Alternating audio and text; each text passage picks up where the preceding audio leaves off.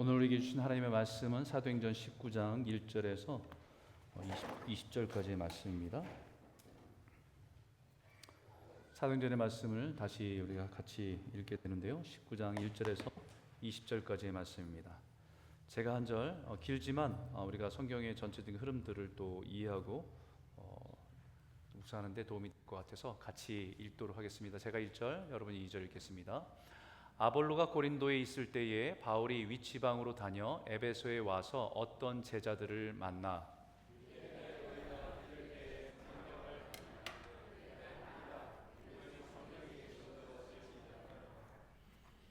바울이 이르되 그러면 너희가 무슨 세례를 받았느냐? 대답하되 요한의 세례니라.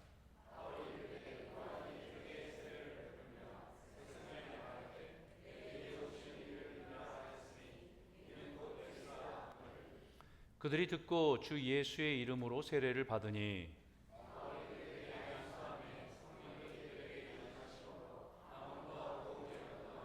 모두 12사람쯤 되니라.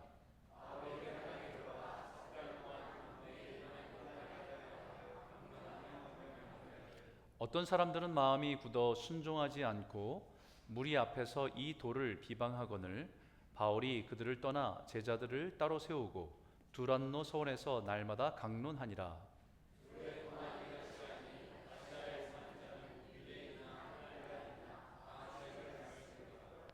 하나님이 바울의 손으로 놀라운 능력을 행하게 하시니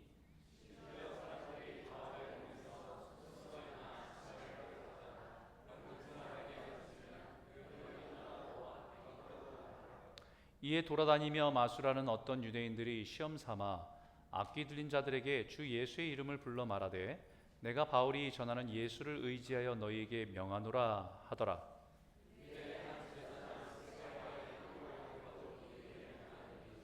악기가 대답하여 이르되 내가 예수도 알고 바울도 알거니와 너희는 누구냐 하며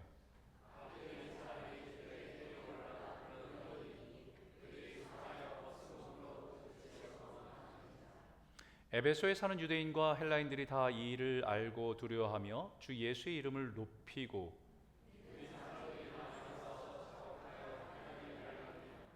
또 마술을 행하던 많은 사람들이 그 책을 모아 가지고 와서 모든 사람 앞에서 불사르니 그 책값을 계산한즉 은 5만이나 되더라. 이와 같이 주의 말씀이 힘이 있어 흥왕하여 세력을 얻으니라. 아멘. 사도 바울이 1차, 2차 선교 여행을 이제 마무리하고 이제 제 3차 선교 여행을 시작하고 있습니다. 2주 전에 사도 바울이 2차 선교 여행을 마무리하는 시점에서 겐그리아라고 하는 항구 도시에 사람들 앞에서 머리를 깎으면서 자신의 소원을 분명히 했습니다. 그것은 그냥 머리를 깎는 행위가 아니라 자신이 하나님 앞에서의 어떻게 살아갈 것인지 자기가 하나님께 맹세하고 다짐했던 것들을 사람들 앞에서 고백하고 그렇게 선한 대로 살아가게 했음을 다시 한번 고백하는 신앙 고백이었음을 우리는 배웠습니다. 그러면서 에베소에 가서 잠시 복음을 전할 때 많은 사람들이 좀 우리에게 좀 더 머물러서 그 복음에 대해서 자세히 설명해 달라, 좀 더 머물러 달라고 요청했지만 사도 바울은 만일 하나님의 뜻이면 다시 돌아오겠다라고 약속을 하고 떠났습니다. 그러나서 자신을 파송한 안디옥 교회, 모교회를 가서 잠시 머물다가 그동안의 사역 속에 있었던 일들을 은혜를 같이 나누고 다시 1차 여행과 2차 선교 여행에 갈라디아 지역의 많은 교회들과 성도들, 제자들을 다시 돌아보고 격려하고 교회를 세우는 일을 하기 위해서 3차 선교 여행을 떠나게 됩니다. 우리는 마치 사도 바울이 주인공인 것처럼 보고 있지만 하나님 나라는 그 시간 속에서도 하나님께서는 하나님 나라를 펼쳐가고 있는 역사를 한 모습을 다른 모습을 보게 되는 것이 아볼로에 대한 이야기가 적혀 있습니다. 아볼로를 준비시키시고 계셨습니다. 아볼로는 유대교의 정통한 사람이었고 당시에 철학적인 사고를 가지고 철학을 배운 사람입니다. 그런데 이 사람이 브리스길라와 아굴라를 만나면서 자신이 가지고 있던 신앙의 한계를 넘어서게 됩니다. 이미 그는 예수를 알았습니다. 구약의 많은 선자들이 예언했던 메시아 그리스도가 나사렛에 오신 예수 그리스도가 그분이란 사실을 알아서 믿고 있고 그것을 다른 사람에게 가르치고 있을 정도로, 그 도를 다른 사람에게 전하고 있을 정도로 분명히 그 도에 대해서 알고 있는 사람입니다. 그런데 그 한계가 있었습니다. 그것은 뭐냐면, 예수를 알고 메시아임을 알고 예수가 주되심을 고백하며 살지만 오늘 내가 살아간 삶 속에서 예수가 주되심이 뭔지를 모르고 살아가는 모습이었기 때문에 브리스길라와 아굴라를 통해서 그가 가진 신앙의 한계가 무엇인지를 깨닫고 그가 더 풍성하게 하나님의 은혜를 누리는 자로 바뀌고 변화됐다는 것입니다. 그리고 이 아볼로를 사도 바울이 복음 전하면서 가장 힘겨웠던 그 도시 아테네와 고린도가 있는 마케도니아의 남단 아가야라고 하는 그 지역으로 이 아볼로를 보내게 됩니다. 아볼로를 그 지역에 보냈는데 어떤 일이 일어나는지 성경이 이렇게 말합니다. 그가 가매 은혜로 말미암아 믿는 자들에게 많은 유익을 주니 이는 성경으로서 예수는 그리스도라고 증언하며 공중 앞에서 힘있게 유대인의 말을 이기미러라. 아볼로에게 브리스길라 아굴을 통해서 예수 그리스도의 도, 십자가의 도를 더 정확하게 듣고 배우고 나서 더 분명하고 힘있고 강한 복음 전도자로 서 있게 되었다는 겁니다.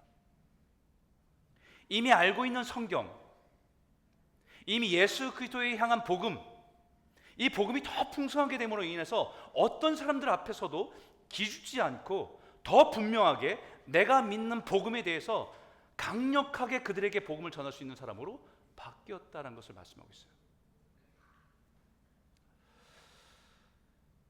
여러분, 이런 일은 특별한 복음 전하는 목회자나 선교사에게만 일어나는 일들이 아닙니다. 예수 믿고 따른 사람에게 동일하게 일어나고 그리고 반드시 일어나야 하는 일입니다. 오늘 본문을 보실까요? 19장 1절과 3절에 이렇게 말합니다. 같이 읽겠습니다. 시작. 아볼로가 고린도에 있을 때에 바울이 윗지방으로 다녀 에베소에 와서 어떤 제자들을 만나 이르되 너희가 믿을 때에 성령을 받았느냐? 이르되 아니라 우리는 성령이 계신도 듣지 못하였노라. 바울이 이르되 그러면 너희가 무슨 세례를 받았느냐? 대답하되 요한의 세례니라. 아볼로가 에베소에 있다가 고린도 지역으로 아가야 지구로 옮겨가고 사도 바울은 3차 여행을 떠나서 갈라디아 윗지방에 있다가 이제 에베소로 내려왔습니다. 에베소로 내려왔는데 어떤 제자들을 만난 거예요. 근데 예수를 믿는 제자라고 하는데 좀 이상한 겁니다. 그래서 그들에게 질문하죠. 너희가 믿을 때에 성령을 받았느냐? 그래서 그들이 대답합니다. 우리는 성령이 계심을 듣지도 못했다고. 그래서 다시 질문합니다. 그럼 너희가 제자가 됐다고 하는데 무슨 세례를 받은 거야? 그래서 그들이 대답합니다. 우리는 요한의 세례를 받았다.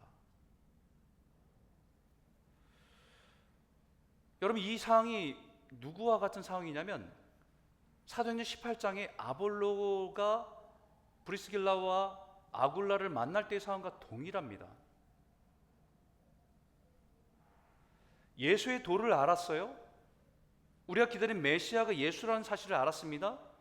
그분이 구세주라는 사실을 믿었습니다. 그리고 예수를 따르기로 했습니다.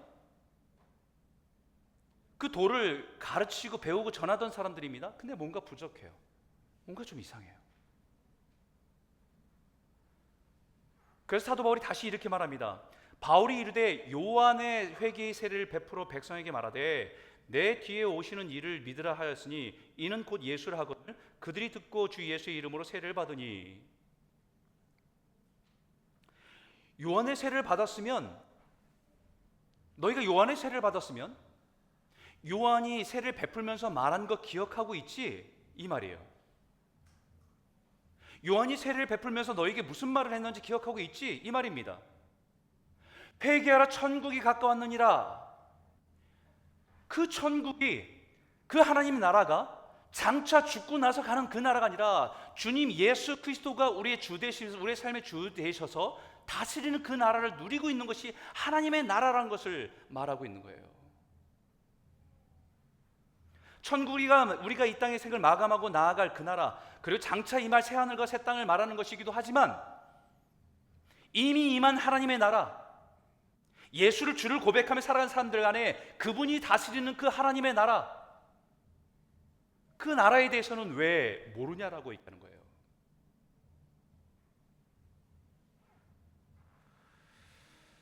요한의 세례를 베풀면서 가리킨 것이 내 뒤에 오시는 이 그 예수를 믿으라고 한 겁니다. 요한이 세례를 베풀면서 내가 베푸는 것은 회개의 세례라고, 물로 세례를 주면서 회개하는 세례라고 말했습니다. 그 다음에 뭐라고 얘기했냐면, 내 뒤에 오시는, 장차 오시는 그분은 불과 성령으로 너희에게 세례를 베푼다라고 말씀하셨어요. 이게 세례 요한의 메시지입니다. 세례 요한의 세례를 통해서 회개를, 죄 씻음을 받았으면 이제 예수를 바라보고 예수를 따라가고 예수를 닮아가는 삶이 시작되었다는 것을 말하는 것입니다. 이 제자라고 하는 사람들은, 그들은 세례 요한의 세례를 받았는데 예수의 주대심과 다스림 가운데 살아가지 못하고 있는 겁니다. 그래서 사도 바울은 이 세례 요한의 세례를 진정한 의미인 예수를 바라보게 하고 다시 예수의 이름으로 세례를 베풀고 머리에 손을 얹어서 안수해 준 거예요. 6절에 보십시오. 바울이 그들에게 안수함에 성령이 그들에게 임하심으로 방언도 하고 예언도 하니. 그때 그들이 방언을 하고 예언도 하는 성령의 은사를 겸하게 된 것입니다. 여러분, 이것에 대해서 많은 분들이 오해를 했어요. 예수 믿을 때에 일반적인 교회에서 행하는 세례를 받고 그 다음에 신앙생활을 하다 보면 어느 땐가 뜨겁게 성령 세례를 받을 때가 있다고 얘기해요. 그 성령 세례는 방언과 예언과 같은 성령의 은사를 체험해야 그 성령의 세례를 받은 거야 라고 주장하는 사람들이 있었어요. 그런 신비한 체험을 강조하는 분들이 있었습니다. 근데 그것은요, 오해예요.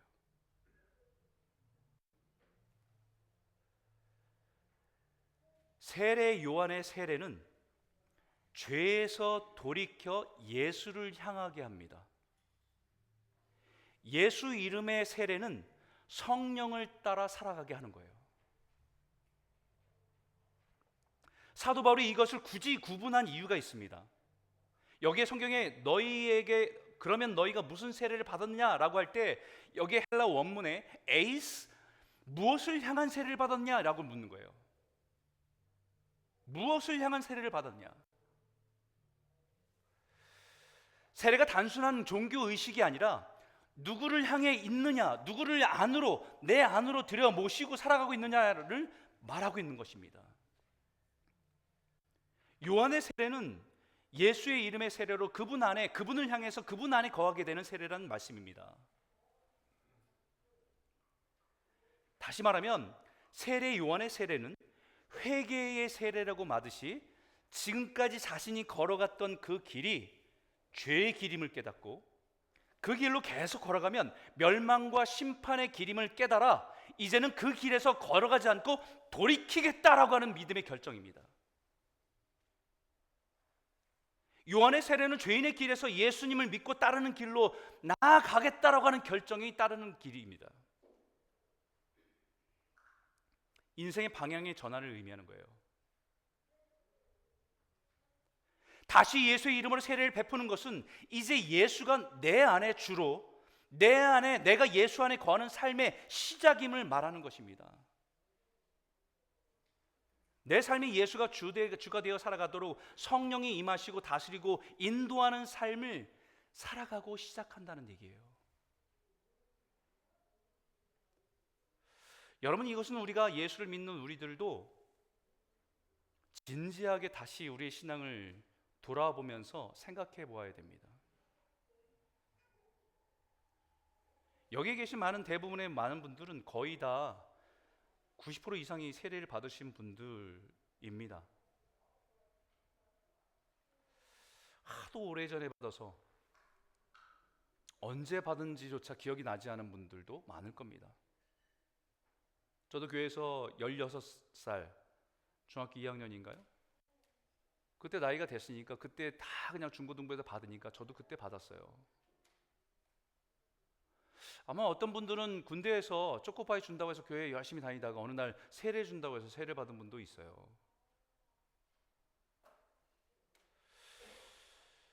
어떤 분은 물로 이렇게 스프링클 뿌려서 세례를 간소한 세례를 받은 분도 있고, 어떤 분은 좀 물에 이렇게 침례를 해서 담궜다가 일으키는 세례를 받으신 분도 있고, 세례 형태는 다르지만 여러분들이 예수를 믿을 때 언젠가는 세례를 받았을 겁니다.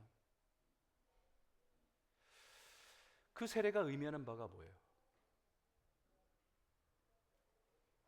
그 세례를 한번 받음으로 모든 것이 그리스도인에서 완성되는 것입니까? 군대에서 초코파이 먹기 위해서 교회에 나가 세례 받은 것으로 온전한 그리스도인이라고 말할 수 있을까요? 어떤 분은 오랜 교회 시간에 교회를 다니지만 세례요한의 세례에 머물러 있는 분도 있습니다. 언젠가 죽으면 천국과 지옥이 있을지도 모르지만 그때 지옥에 가지 않기 위한 두려움 때문에 세례를 받은 분도 있기 때문입니다. 그런데 세례를 받는다는 것의 중요한 의미는 지난 죄를 회개하고 예수의 보혈로 우리를 깨끗하게 하셔서 새롭게 하신다. 이것도 너무 중요하지만 더 중요한 것은 그 다음입니다. In Christ, 예수 안에 거하는 것, 예수가 내 삶의 주인 되어 살아가는 삶을 살아가는 것, 그것을 위해서 성령님이 내 안에 거하셔서 우리를 믿음 안에서 우리를 인도하신다는 사실들을 믿으며 살아가는 것입니다. 그 일을 위해서 때로는 은사도 나눠주시고, 방언이든 예언이든 병 고치는 은사든 섬기는 은사든 지식과 지혜의 은사든 그 다양한 은사를 나눠주심으로 해서 그리스도의 머리 되신 교회 안에 서로를 섬기도록, 교회를 섬기도록, 세상을 섬기도록 우리를 성령의 도구로 쓰이심 받는 그 일에 우리 인생을 드리는 것이 성령님 우리 안에 행하신 일들이에요.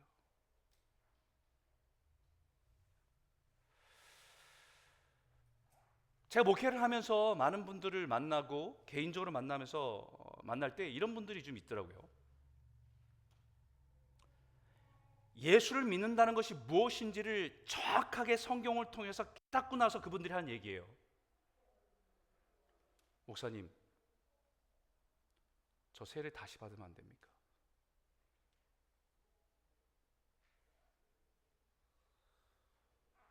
사실 저는 어릴 때 그냥 정신없이 중학교 때 그냥 받아야 되는 거라서 그냥 받았는데 예수 믿는 게 그런 의미인지 몰랐습니다.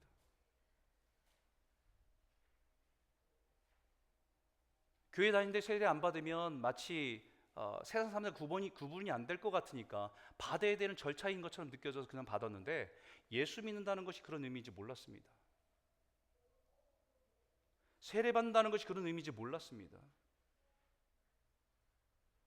군대에서 열심히 있다가 그냥 주일마다 초코파이 준다니까 교회 다녔는데 거기서 어느 날 세례를 줘서 그냥 세례를 받았습니다. 근데 예수 믿는다는 건 그런 건지 몰랐습니다. 저 세례 다시 받으면 안 되겠습니다.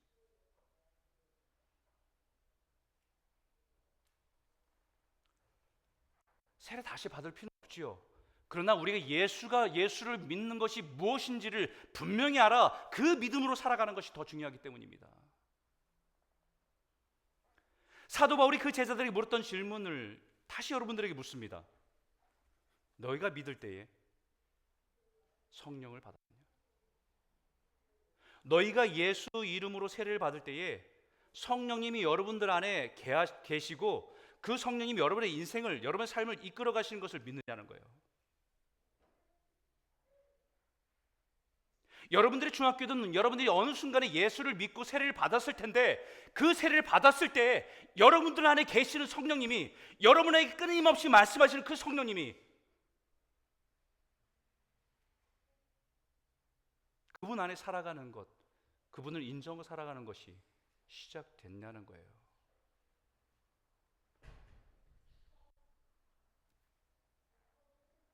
이 질문을 대답할 때 어떤 분은 이 질문이 성령 은사를 묻는 것이라고 생각하는데 아닙니다, 여러분. 너 방언할 줄 알아? 너 예언할 줄 알아? 이런 거 묻는 거 아닙니다. 당신의 삶의 주인인 예수님이 맞냐? 여러분이 결정하는 모든 결정에 예수님이 주인이심을 믿냐라는 거예요.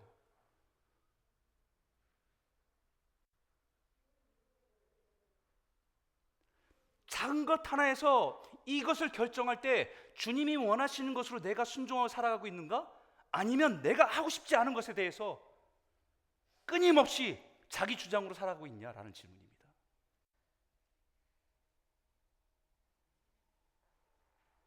당신 안에 계신 성령님이 매 순간순간에게 말씀하심을 듣고 순종하고 살아가고 있니? 이 질문이에요.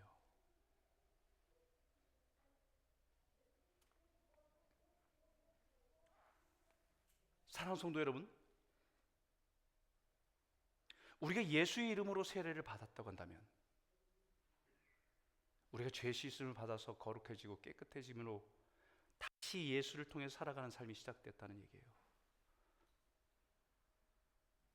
그러면 오늘 내 안에 살아 역사하시는 성령님을 따라, 그 다스림을 따라 믿음으로 한 걸음 한 걸음 살아가시는 저와 여러분 모두가 되시길 주의 이름으로 축복합니다. 여러분, 두 번째 말씀 나누는데요, 예수 믿는 거는요 흉내내는 건 아닙니다. 성령의 다스림에 순종하는 겁니다. 세례 요한의 세례를 회개의 세례라고 해요. 회개는 가던 길에서 돌이키는 겁니다. 방향 전환이에요. 예수께로 돌이켜서 그 길을 걷겠다고 시작하는 거예요.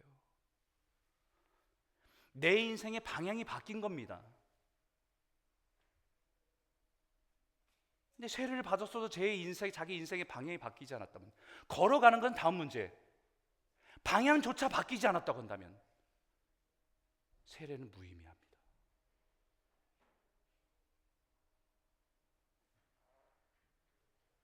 예수를 향한 인생 방향 전환입니다.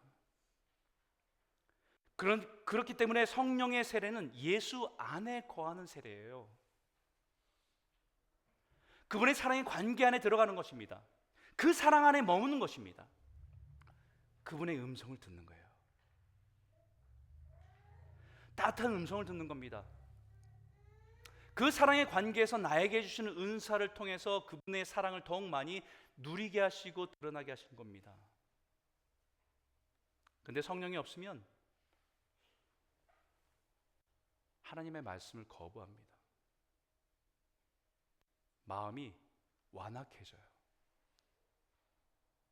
말씀을 들으면 들을수록 더 완악해져요. 신기하죠? 그래서 하나님의 나라의 말씀을 거부합니다. 8절과 9절에 이렇게 말하죠. 같이 한번 읽을까요? 함께 읽겠습니다. 시작. 바울이 회당에 들어가 석 달 동안 담대히 하나님 나라에 관하여 강론하며 권면하되 어떤 사람들은 마음이 굳어 순종하지 않고 무리 앞에서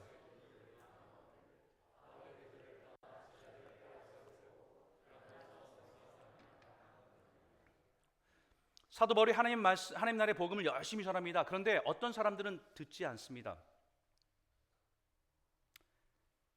마음이 굳어져서 듣지 않는 거예요.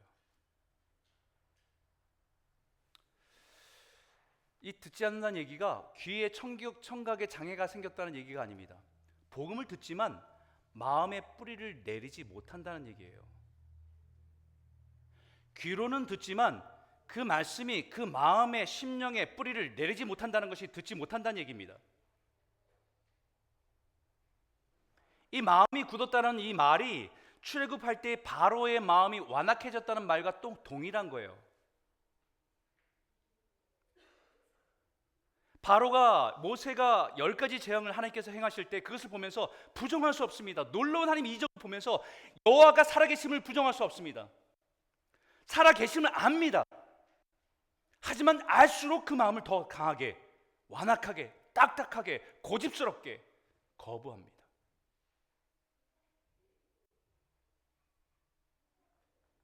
그것을 인정하는 순간 지금까지 살아온 자기의 모든 것들을 부정해야 되는 것이고, 그렇기 때문에 인정할 수 없는 겁니다. 마음이 굳었다는 것은 귀로 듣지 않았다는 것이 아니에요. 귀로는 들었습니다. 하나님은 바울의 입술을 통해서 전하는 말씀을 분명히 들었습니다. 아, 저 말씀은 지금 나에게 하시는 말씀이구나. 찔림도 있습니다. 그러나 순종하지 않는 것이 마음이 굳었다는 거예요. 마음이 완악해진 겁니다. 내 삶에 끊임없이 성령님이 말씀하시는 그 말을 거부하고 자기 고집과 자기 생각과 자기 경험을 붙들고 살아가는 것이 미련한 것이고 완고한 것입니다. 말씀을 통해서 성령님께서 말씀하시기도 하고, 상황을 통해서 나에게 말씀하시기도 하고, 다른 사람의 입술을 통해서 나에게 말씀하시기도 하고, 끊임없이 말씀하세요. 근데 우리는 그것을 거부하죠. 내 생각을 굽히지 않으려고.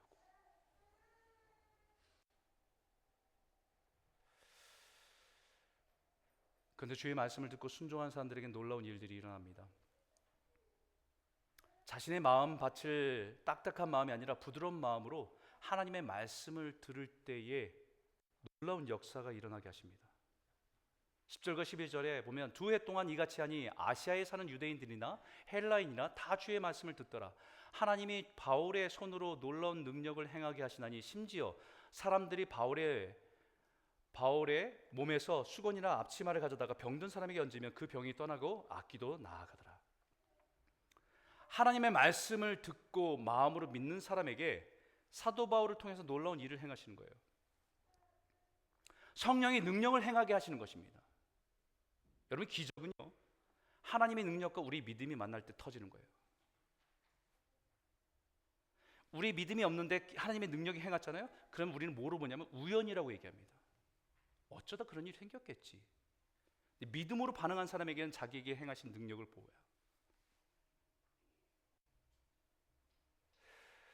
악한 영에 사로잡힌 자들은 자유케 되고, 악한 질병에 고통받는 자들이 치유되는 놀라운 일들을 경험하게 됩니다. 저는 우리 성도님들이 우리가 예수 믿으면서 우리 안에 계신 성령님을 조금 더 민감하게 의식하고 순종함을 통해서 우리 안에 이 놀라운 성령의 역사를 날마다 경험하는 복된 성도들이 다 되시길 주 이름으로 축복합니다. 그런데 이상한 일이 일어납니다. 13절 같이 한번 읽겠습니다. 시작. 이에 돌아다니며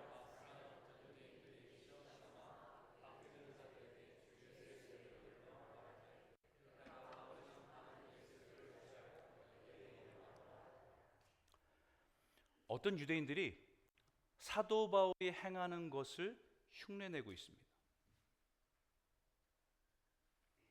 악기 들린 사람에게 가서 사도 바울이 한 것처럼 주 예수의 이름으로 바울이 전하는 예수의 이름을 의지해서 명한다라고 선포하면서 외치고 있습니다. 그 사람들이 이름까지 공개하는데 유대의 한 제사장 스와게와 그의 7 아들이 그 일을 하고 있다고 얘기합니다.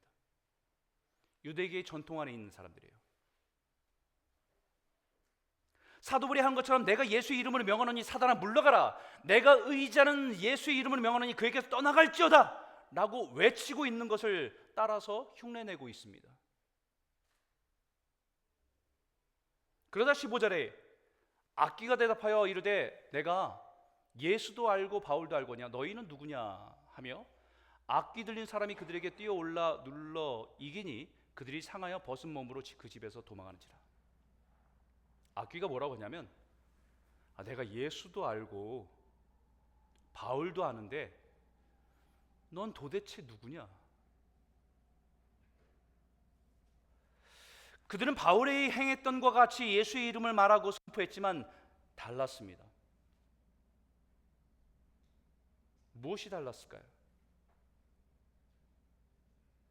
예수의 이름을 말하지만 예수께 속한 자가 아니었다는 겁니다. 예수를 의지한다고 말하지만 사실은 예수께 속한 자가 아니었다는 얘기예요. 오늘날 예수를 믿는 사람들 가운데 이런 사람들이 얼마나 많은지 몰라요. 예수의 이름을 말합니다. 예수를 믿는다고 말합니다. 예수를 의지한다고까지 말합니다. 하지만 예수께 속해서 예수의 말씀에 순종해 살아가는 자가 아니란 얘기예요. 예수를 이용하고 예수를 통해서 자신의 이익과 성공을 취하려고 하는 자들이 얼마나 많은지 모릅니다. 그것은 예수를 믿는 게 아니고요, 예수를 믿는 것을 흉내내는 겁니다.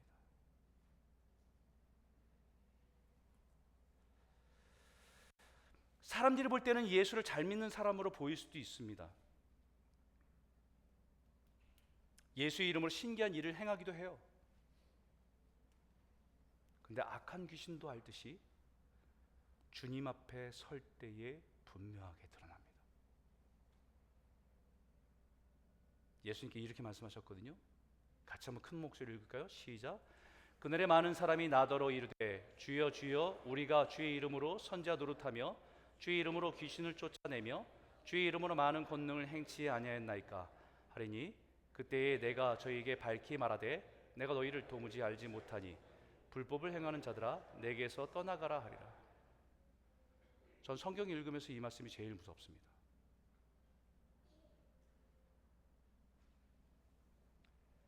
많은 사람들이 그날에 주님 앞에 설 때에 제가 주님을 위해서 선지자 노릇을 했습니다. 제가 주님을 위해서 지금까지 30년 했는데요, 은퇴까지 10년, 15년 더 한다고 한다면 40년, 45년을 더 한다고 한다면 주님을 위해서 목사 노릇을 45년, 반세기를 했습니다. 심지어는 귀신도 내어 쫓았습니다. 주의 이름을 많은 응용을 행했습니다. 주의 이름으로 구제도 많이 하고 봉사도 많이 하고 여러 가지 헌신과 봉사도 많이 했습니다. 이렇게 말했는데 주님이 분명히 말씀하시는, 너 누구냐?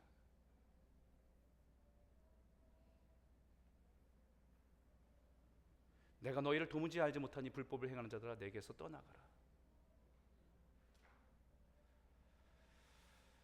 우리가 주님 앞에 설 때에 주님은 우리가 얼마나 많은 일을 했냐라고 묻지 않으세요. 네가 나에게 속한 자냐 아니냐, 그것만 찾습니다.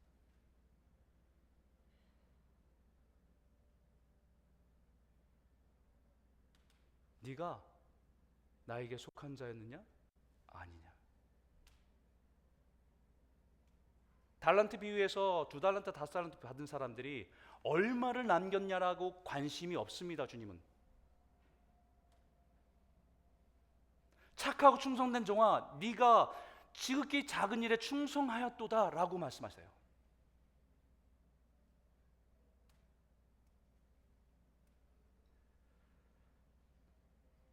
내가 너희를 도무지 알지 못하니 불법을 행하는 자라 내게서 떠나가라고 말씀하십니다. 왜냐하면 예수님께 속하지 않았기 때문에.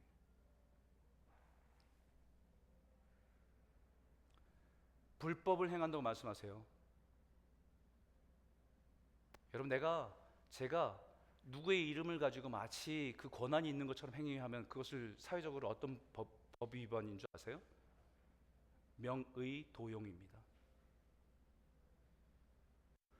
제가 대통령의 이름을 가지고 막 권리 행사를 하고 다녀요. 근데 그런 권한을 받은 적도 없어요. 그 사람의 이름을 빌려서 제가 사용한 것뿐입니다. 사기죠. 명의도용입니다. 예수님께 속하지 않았는데 예수의 이름을 가지고 자기의 유익을 취하고 있는 사람들에게 얘기하는 말씀입니다. 예수의 이름을 팔고 자신의 이익을 취하며 산 것입니다. 그날엔 우리가 무엇을 했는가에 구분되지 않습니다. 예수께 속했는가 그렇지 않은가, 그것을 양과 염소로 구분하는 거예요. 예수를 믿는 것은 예수님께 속해서 그분의 말씀을 따라 살아가는 것입니다. 예수를 믿는 것을 흉내내는 것이 아니라, 예수를 이름으로 사용하는 것이 아니라 예수의 이름에 속한 자로 살아가는 것입니다. 예수님의 이름 안에 내가 예수를 믿는다고 하는 것은 내가 그분께 속해 있다는 것을 드러내는 거예요.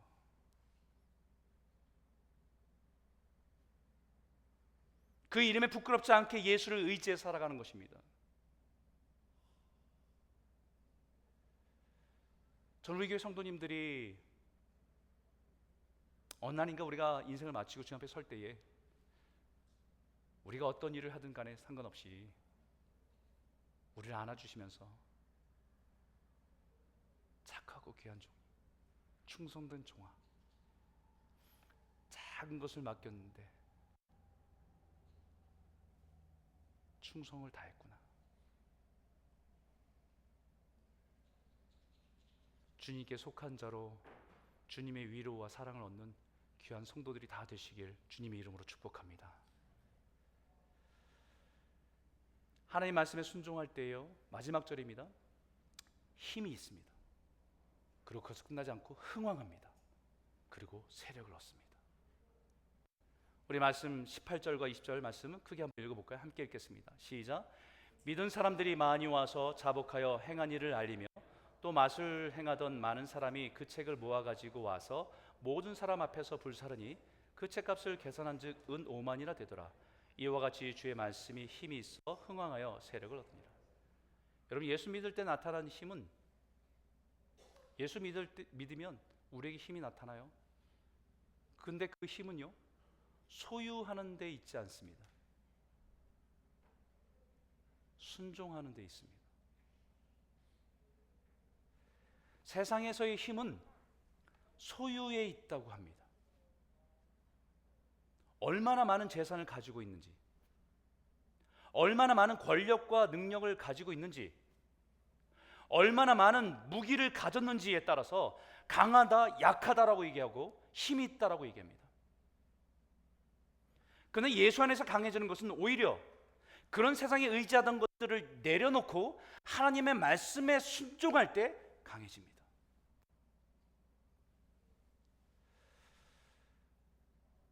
우리가 의지하던 것들을 내려놓을 수 있는 것이 굉장히 강한 거예요. 자기가 의지하던 것들에 내려놓지 못하고 그게 붙들려 있는 게 중독입니다. 내 힘으로 내려놓을 수 없는 게 중독이에요, 여러분. 그게 돈일 수 있고, 알코올일 수 있고, 어떤 성일 수 있고, 소비일 수 있고, 쇼핑일 수 있어요.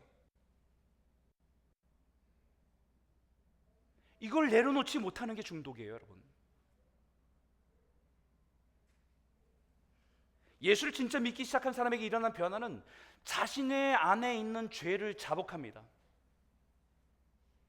내가 하나님을 떠나서 얼마나 헛된 인생을 살아왔는지를 고백하기 시작합니다.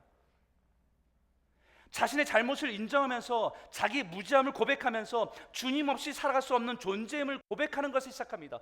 세상 사람들이 볼 때는 참으로 무기력한 사람이에요. 근데 이것이 강해지는 겁니다.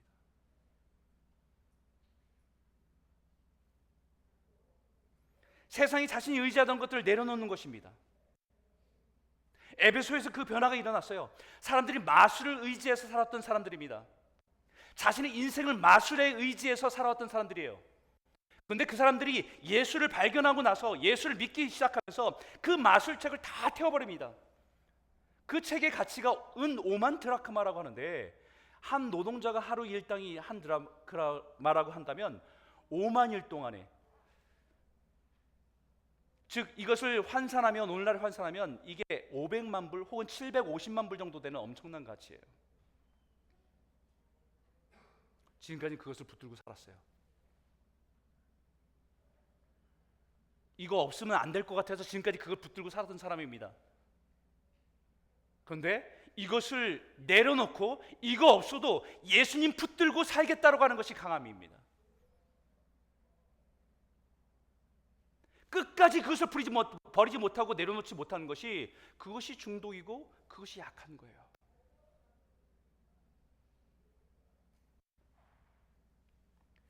자신에게 당장에 엄청난 손해내는 것을 알면서도 그것을 내려놓을 수 있는 것이 힘입니다. 지금까지 살아온 인생에 가장 중요하게 여겼던 것들, 붙들었던 것들을, 이것들을 내려놓는 것이 강함입니다. 그 영적인 변화를 한마디로 표현해요. 따라해 볼까요? 이와 같이 주의 말씀이 힘이 있어 흥왕하여 세력을 얻으리라. 이 말씀이 여러분의 삶 가운데 이루어질 줄 믿습니다. 하나님의 말씀이 우리 안에 들어와서 우리 삶을 변화시키기 시작하면 그 말씀이 듣고 흐지부지 사라지는 것이 아니라 내 삶을 살아가게 하는 힘이 된다는 얘기예요. 그 힘이 될 뿐만 아니라 그 힘이 우리의 삶 속에서 흥왕하여 더 풍성해져서 어떤 상황과 어떤 조건 속에서도 이기지 않는, 넘어지지 않는 세력이 된다는 얘기입니다. 곤고한 삶에 하나님의 말씀을 붙들고 이겨낼 수 있는 힘이 된다는 말씀입니다. 흥왕하신다는 얘기예요. 더 풍성해진다는 얘기예요. 더 깊어지고 더 성숙해져서 예수를 닮아가는 삶을 살아가게 되는 거예요. 생각하는 것이나 말하는 것이나 살아가는 삶에서 더욱 하나님의 말씀이 풍성해집니다.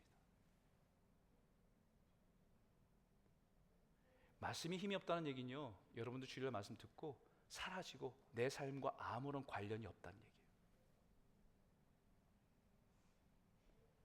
그 삶이 오늘을 살아가는 내 삶의 동력이 되고 내 생각을 바꾸는 힘이 되는 것이 힘이에요.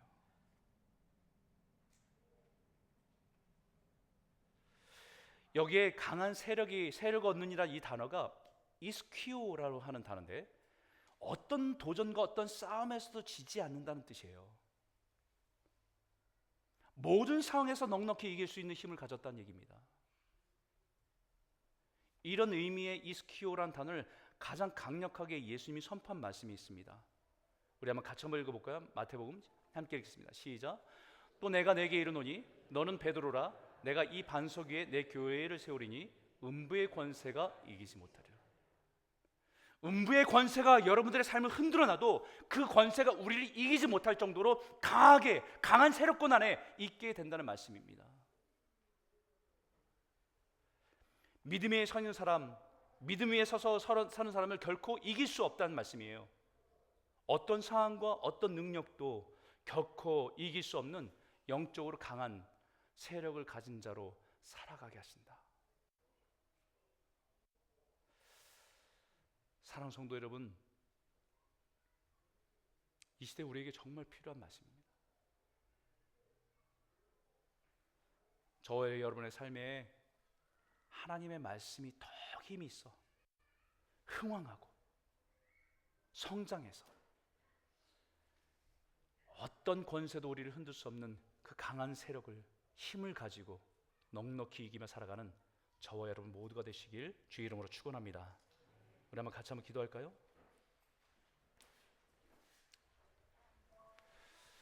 이 시간 말씀을 의지해서 좀 기도했으면 좋겠습니다. 하나님, 우리가 예수를 믿음으로 세례를 받았는데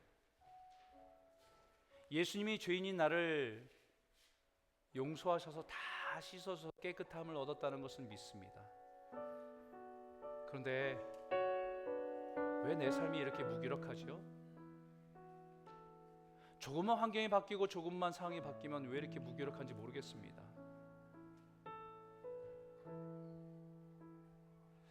우리가 세례받은 그 의미가 그냥 죄 용서함을 받다는 것에 거기서 멈추지 않고 예수를 향하며 성령 안에 살아가는 것을 배우게 하여 주셔서 순간순간 우리에게 말씀하시는 성령의 음성에 귀를 기울이고 순종한 삶을 살아가게 하여 주십시오. 예수의 이름을 말하지만 그것이 나의 유익과 영광을 위해서 이용하는 자가 아니라, 흉내내는 자가 아니라 예수께 속한 자로 성령의 다스림 안에 살아갈 수 있도록 도와주십시오. 그래서 예수님을 더 알아가는 기쁨과 즐거움을 누리게 하시고 날마다 하나님의 말씀이 내 삶을 살아가기에는 힘이 되게 하시며 그 말씀이 더욱더 풍성하게 성장하게 하셔서 어떤 시험과 어떤 상황 속에서 넉넉히 이겨갈 수 있는 하나님의 백성으로, 용사로, 군사로 설 수 있도록 우리를 인도하여 주실 줄 믿습니다. 우리 한번 같이 믿음으로 기도하기를 원합니다. 함께 기도하겠습니다.